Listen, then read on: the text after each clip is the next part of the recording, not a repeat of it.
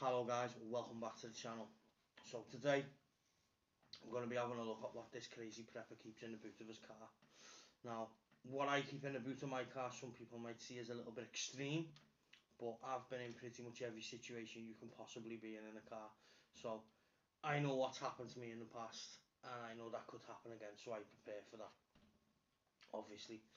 So what I'll do first is I'll go through the basic 4 or 5 things that everybody should keep in the car, and then if you stick around after that, you can see what else this crazy idiot keeps in the boot of his car all the time.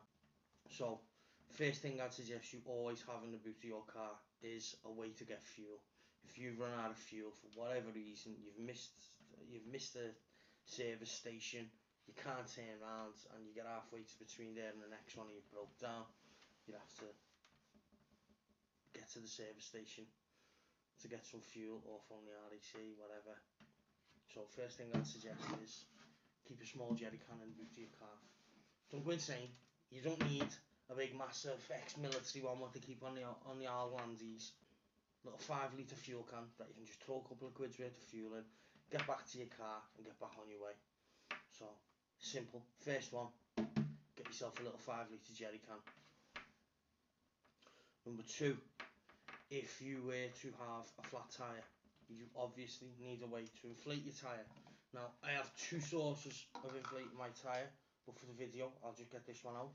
I have a manual foot pump, and I have this, the one you plug into your car. It's got a digital screen on the back. You set your PSI, pump it up, away you go. What happens if you pump that tyre up and it starts going down straight away? So that means you either your bead's not sealed or you've got a puncture. So what do you do then? Is most people aren't members of the AA, the RAC or anything like that. So what would you do if you're stuck in that situation? That's simple.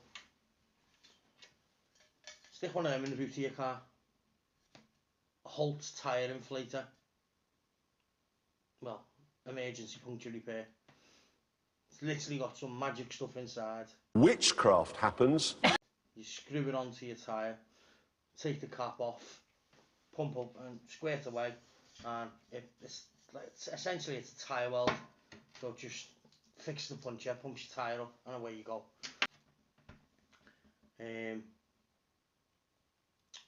Because most cars nowadays, the new cars, don't come with a spare wheel, so they come with this. But if you've bought a newer car second hand, this might be missing. Same with if you bought an older car second hand, your tools might be missing. So first 3 things, simple. Jerry can, a way to inflate your tyres, a way to repair a puncture safely and quickly at the side of the road. The tyre welds, they say you get 100 miles out of it.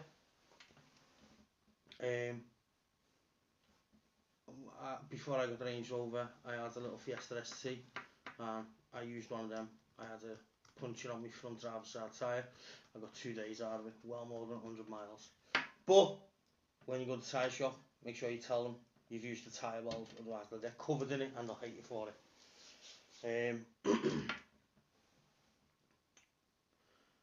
What if you've either been away on holiday and been abroad on holiday, left your car somewhere and it's not been moved for a week and a half, 2 weeks, whatever. It could be up your driveway, it could just happen when you're out shopping, you park the car up, going shopping with your missus, come out, battery's flat. What do?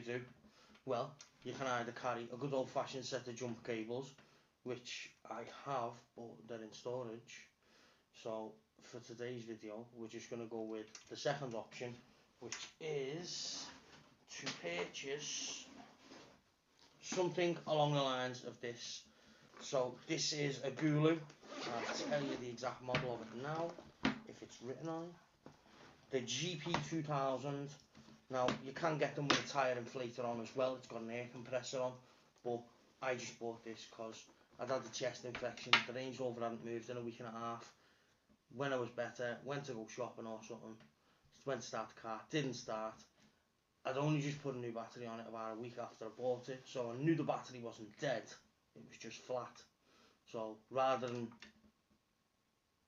because I knew I didn't need to go and spend another 250 quid on a tyre, I just had a look for these, had a look at the reviews on YouTube, and ordered me one of these. So it is essentially just a big power bank, but it has the ability to jump start your car. You can jump start a car 20 to 30 times with it. Engine size up to and including, I think it's a 5 litre diesel. So for the majority of people, these are sound. And it's literally so simple to use. You leave it to charge overnight when you first get it, and then when you need to use it, you open the little flap on there on the bottom and you plug this in. It only goes one way, but will only go in one way. Attach the ends to your battery terminals, and then there's a little turbo button or supercharge button or something on it. You press it and away you go. You can,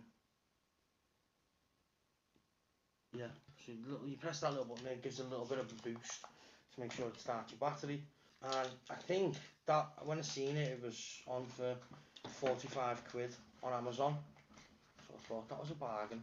And then when my missus has put it through on her Amazon, when she's got to checkout, there's been a £15 discount voucher on it, so I ended up getting it like 20 something quid.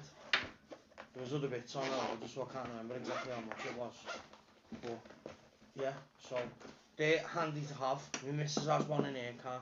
She mostly uses it when they're going down to Cornwall to the caravan, or to Devon, or over to Wales to the caravan there, and she just uses it for the kids in the car, especially going down to Devon and Cornwall. So the kids have always got charge in the back of the car on their iPads and their phones and stuff. But in all fairness, she could probably use it halfway down to Devon.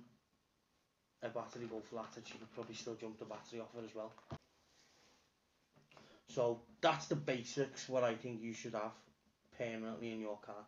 A way to get fuel, a way to inflate a tyre, a fast and safe way to fix a puncture at the side of the road, and obviously a way to jump start your flat battery. It will not work on a dead battery, obviously, so if it doesn't work, that means your battery's dead, completely dead. You need a new battery.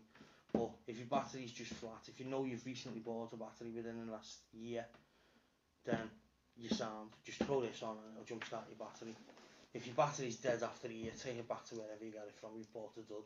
So that's the basics of what I think every person should have in the boot of their car for an emergency.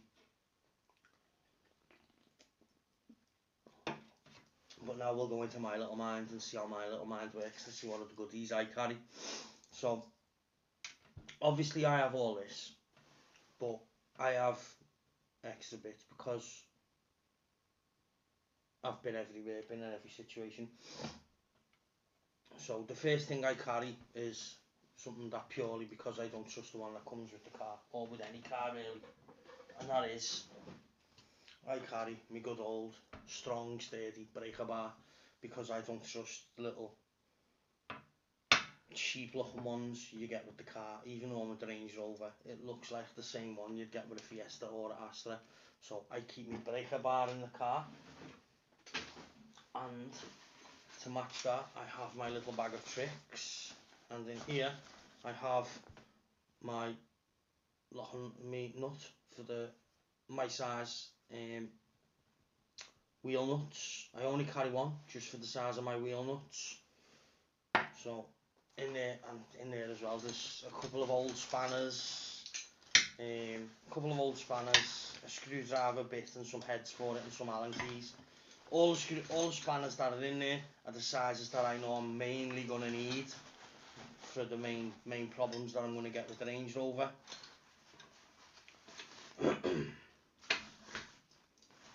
Yeah, but that's purely because I don't trust that little cheap nasty thing, and I don't like them plus sign ones what you can buy, so I just put my breaker bar in.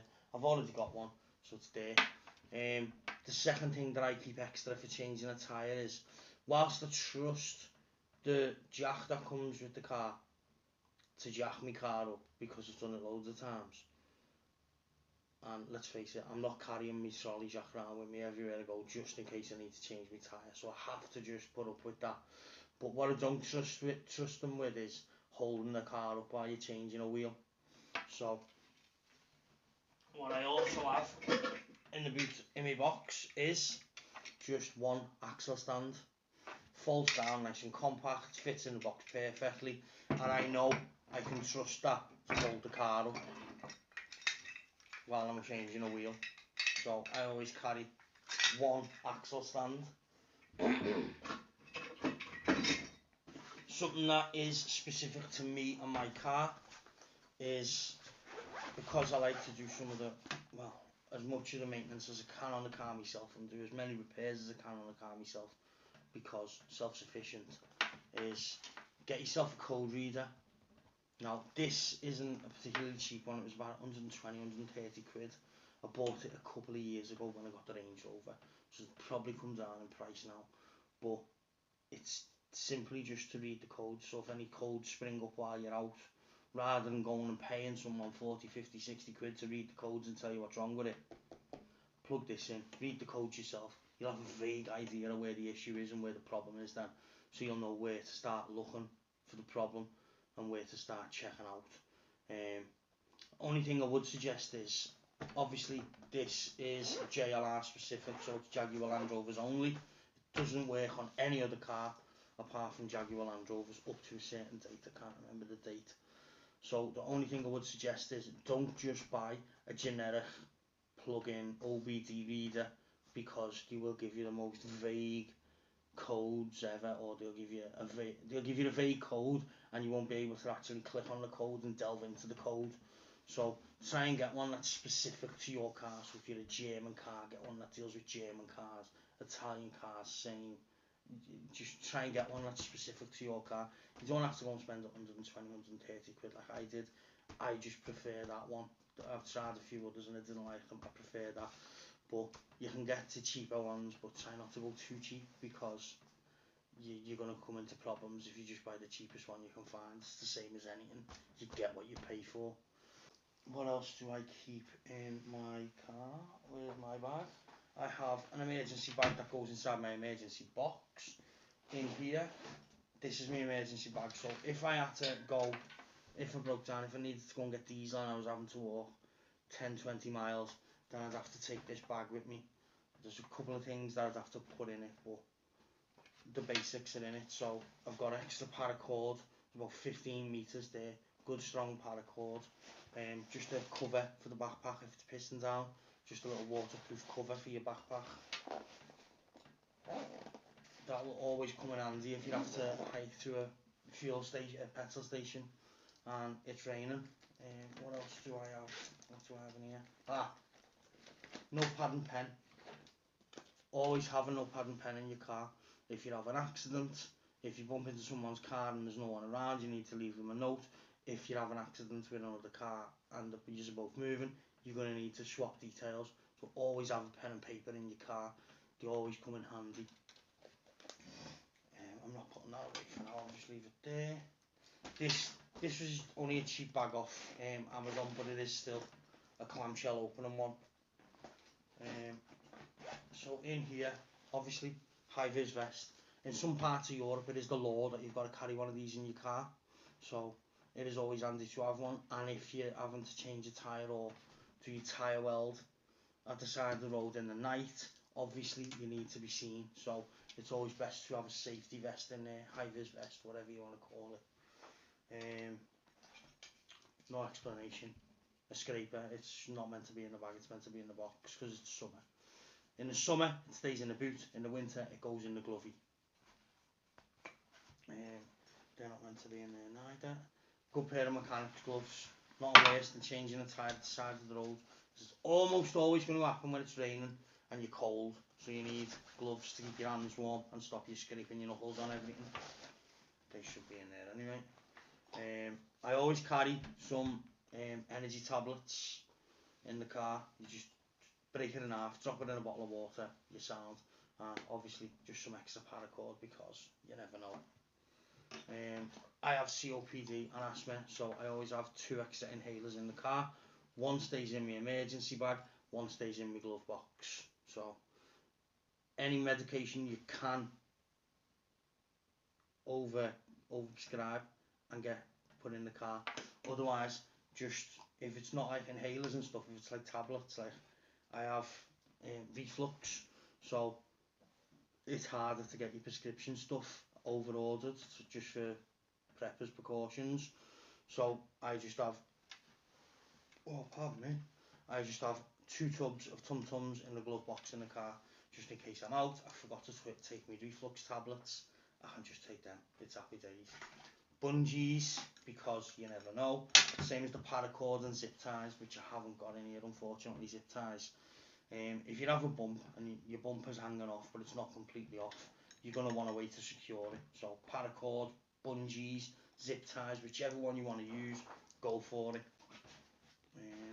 I always have a little bit of paper in the car with important numbers and stuff on, so that's always in my emergency bag. That's meant to be in my wallet. It's just a cheap little metal multi-tool. It's got like 11 functions. Never had to use it, but it's always handy to have, and that stays in my wallet. I don't know why it's in the bag. Right, let's open this one up. So see, here we go. Clamshell. Oh, the bottom clasps of one.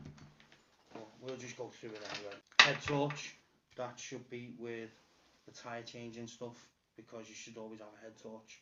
Because like I said, whenever you have a blowout, or whenever you've got a puncture, or you need to fix a tyre or something at the side of the road, it's almost always going to happen when it's raining and it's night time.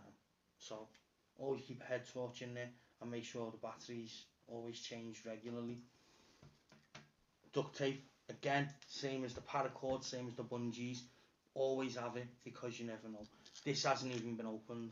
If it was opened and used for anything, I'd take it out of the car and put a fresh one in, because as soon as this outer seal comes off it, everything will stick to the side of the duct tape, and it's just useless then, because when you try and tape something, it's going to rip in your jacket or your pants. The edges aren't going to seal, so it's just going to keep peeling off. So always keep a fresh, still sealed duct tape in the car. Basic first aid kit. I am not a medic. This is not a trauma kit. It's got basic bandages. It's triangle bandages, plasters, paracetamol, ibuprofen, cocodamol. It's got the basics in it for what I know I might need. Do you know what I mean? It's not a trauma kit. Like I say, I am not a medic. I am not first aid trained, so I wouldn't like to start having tourniquets and all kinds of crazy shit, chest seals and all that in my bag, because I don't know how to use them. I might go on a course to do that, just so I know how to use them, but for the time being, I keep it as basic as I can. There's no point in me having stuff in here that I don't know how to use. So that's the only reason. That's a very basic one. Simple poncho. You never know. Ponchos always come in handy. It's always good for shelter if you're stuck in the middle of nowhere. You can always just wear it as a poncho and keep yourself dry when you're at the side of the road. I have a couple of them in the boot of my car, just in case the missus and the kids are with me and we break down anyway. Yeah, it's always best to just be prepared. This is just something cheap and shit I bought off Timo because it does look funny. So it's meant to be a power bank, but I can't see that lasting long. But it's handy to have as a torch, and it is fairly bright. You get the end lights, you get that light, you get that light. So it's always handy to have as many forms of light as you can get. In my missus's car, I've got a little pack of 3 road flares, just little flashing lights, little discs you put on the road behind the car, just to warn people that it's a broken down car. I've got ones ordered one's on order for my car. Again, another flashlight. I don't think there's any point in buying ridiculously expensive flashlights. I just keep extras, and I've always got batteries as well. But them, I've got that one. There's one on me EDC bag, a black one, and I think I got them both for £2.50 each on Tesco Club Card thing, and they both have batteries in. So a flashlight with a torch for £2.50. You can't complain. Now, this is always handy to have if you're ever in a situation where your battery's dead in your car, but if there's a weather warning or whatever, or if you just need entertainment while you're in a dead car. So it's simply a hand crank. There you go. Eisteddfod yma and that's without the aerial, so it's not that bad. So yeah, hand crank radio, and it's got a torch on the end. And it does that as well. They were both off Temu, couple of quid. How long they'll last, I don't know. They've both got solar panels on them. Am I trusting the solar panels to charge them? Not a chance. Little tiny shovel in case you needed to dig yourself out of any snow or any mud. But if you get stuck in snow or mud and you need to get out and you need traction, you haven't got no kitty litter in your back, you've got no way of chopping down wood to get some traction under your tyres, you've got something in the car that you can use to get traction anyway, and it's always in your car. Your mats. Just take your mats out, put them in front of your tyres and go forward. You get stuck under your tyres, you get traction, you get out. You don't need nothing else. I always have deep heat and deep freeze in my car. Emergency blankets, because you never know. Again, another little cheap Chinese piece of shit from Temu. Hand crank torch. You never have too many forms of light, even if you're out. Never have too many forms. And then the last things in my bag are simply, these are very me specific, but they might be other people specific too. So I always have more than one form of lighting a fire. So I have my striker, and I always have a spare lighter in my bag. This, like I say, this is me specific, but it might be someone else specific. Beard oil. It's not a cheap one, it's not an expensive one, it's mid-range, and it's just the King's Gillette one. It's not the best, it's not the worst, but if you're out and you've got an interview, you've got a meeting, you've got a date, whatever, and you forgot to put some oil in your beard, last thing you want to be doing is at a meeting or an interview or on a date, itching your chin because you've got chin flake, because you've got no beard oil in. Same again, some beard balm, just because you never know. And for the same reason as the oil, always have the little tin of beard wax. Worst thing you can do is be going on a date, but I don't have that problem, I'm married. But if you're going to a meeting, if you're going on an interview, and you get there and you look in your wing mirror, in your rear view mirror, and you think, shit, my beard looks like shit. You sound, whip your beard wax out, get it on, you're sorted, your beard looks sweet, you've aced the interview, you smashed the meeting. And that is pretty much it. Oh no, it's not actually. Why is that so heavy? Well, that's just the paracord in the front. A couple of little bits that I've already took out of the bag. This is my backup pocket knife. It's a non-expensive one.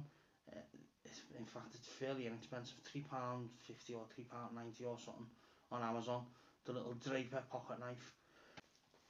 Granted, it hasn't got the brand snobbery of an or the build quality of a Swiss Army knife, but I've had this for 18 months, I've had to use it a fair amount of times, and the only thing that I've noticed is the blade's gone a little bit wobbly, and that's it. Nothing else is broke, the scissors work fine, everything else works fine. The screwdriver on it could do with being a little, oh no it is, I must have filed that, I've already filed it. It was round and down, so I've got my Dremel on it and sharpened it off. If you're stuck in a snowbank in really bad weather, there was loads of people who got stuck in snowbanks when the beast from the east hit. So the best thing you can do is to get your window or your roof open a little bit. Have a whistle, always have a whistle. And just because no one likes smelly breath, I've always got a packet of chilies in there. One last thing, and this is where everyone thinks I'm crazy. So I don't pack my car seasonally, I pack my car for the year. So I've got stuff in there for summer, stuff in there for winter.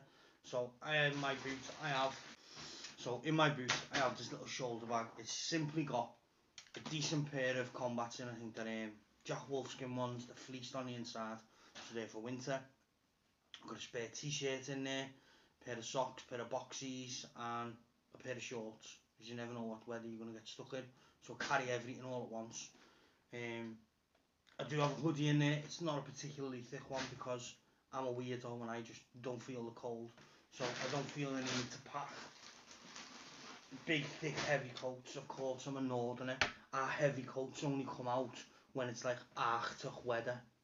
We don't even wear woolly hats until it's like 8 inches of snow, which we never get in Liverpool, so I never wear them. I do, however, carry spare hats in the car. I've got a spare woolly hat and a spare baseball cap just in case I need to keep the sun out of my eyes. And I always have a pair of old boots in there.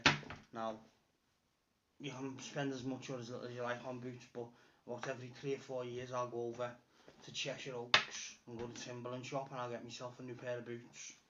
Just because I like how comfortable they are and how durable they are. I've had them for, I'm trying to think how long I've had them now. Well, the dog, we had to get the dog put down like 8 years ago, and she did that when she was a puppy. So I've probably had them boots for about 10 years, and they look like they've barely been worn apart from the mud on them. We went hiking the other week. So that is everything that I keep in the boot of my car. Like I say, to some people this all might be a little bit extreme, but even if you just take the first 4 or 5 items and just make sure you've got means to get fuel, means to fix your tyre, means to pump a tyre, means to jump start your car, whether that be the Gulu or something similar, or a good old fashioned set of jump leads. As long as you take the basics, then you can get yourself out of 60% of situations. Whereas I know with all this, I can get myself out of 99.9% of situations I could ever encounter while I'm out in the car. The only other things that aren't here, because I couldn't be bothered moving them out the car, is I have a full tray of Costco bottles of water in the boot of my car. That goes in, the box goes on top, and I've normally got like little snack bars, protein bars in the boot, but it looks like the kids have attacked them last time we went to Safari Park. So that's the only things that aren't here that I have in the boot of my car. And like I say, this might all look extreme and a bit over excessive to some people, but when you've been stuck in as many shitty situations as I have in cars, I've always had, up until a couple of years ago, I've always had cheap shit cars. Never tell a lie, my first couple of cars were decent, and then when I left the army it was all just a means to an end. So it was like a grand car here, a grand car there. So I've always had shit cars, so I've always needed to get myself out of tricky situations. So that's why I pack as much stuff as I do in the boot of my car. So there we have it. That is everything that I keep in the boot of my car. Like I say, might be a little bit excessive to some, a little bit over the top, but I know everything that I carry in my car is useful. It will come in handy, and I've been in them situations before, and I know 90% of the time they're going to come back again. So it's always best to be prepared for the situations you've already encountered, because you can't prepare for a situation that you don't know what's going to happen. That's just my train of thought. If there's anything that's not been on this table today that you think should be in the boot of my car, let me know in the comments. Also let me know in the comments, how excessive do you think all this is? Do you think this is excessive? Do you have even more stuff prepared in the boot of your car? Let me know, and I'll catch you in the next one. I've been Carl, I'm the Scouts Prepper. See you in a bit.